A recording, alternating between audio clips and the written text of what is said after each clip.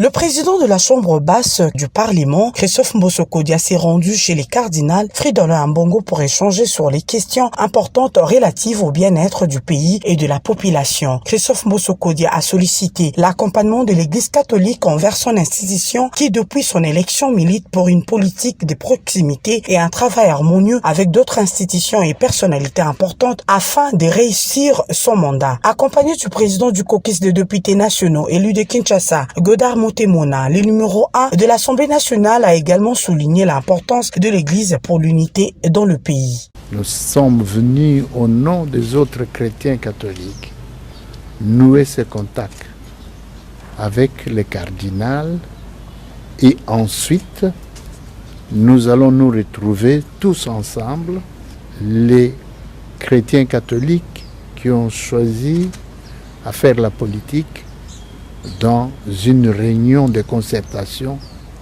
pour que nous, dans cette vie que nous avons choisie, nous puissions partager notre vie, mener notre vie comme des chrétiens, dans l'amour du prochain.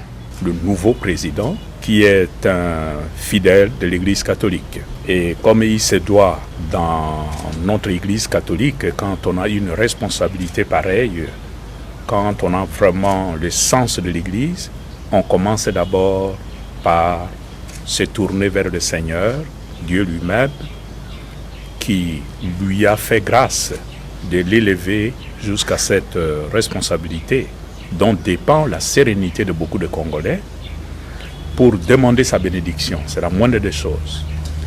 Et il est là, à la rencontre de son pasteur, son évêque, pour échanger et voir comment il va conduire cette nouvelle charge qui est désormais la sienne comme un homme politique, mais en même temps comme un fidèle catholique. En dépit de certains points de vue que l'opinion publique trouverait divergents, les deux personnalités ont tenu à rappeler que les relations sont non hostiles. L'État et l'Église sont des éternels partenaires étant donné que les deux parties envisagent toujours le bien-être du peuple congolais.